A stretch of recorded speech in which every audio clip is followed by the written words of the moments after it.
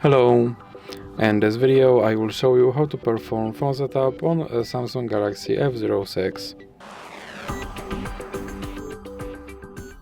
So you have to start by pressing this button, and now you have to select your language and then click next.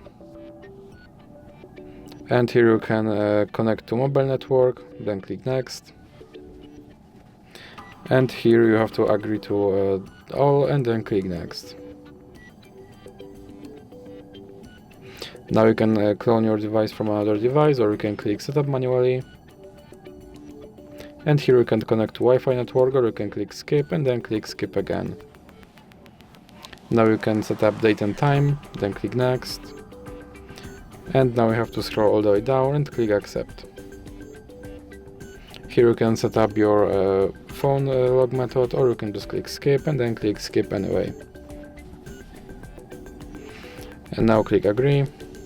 And here you can choose your display mode and then click next.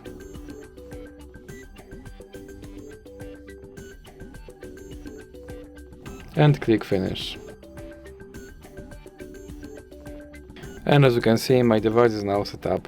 So that's it for this video. If you liked it, please remember to leave like and subscribe.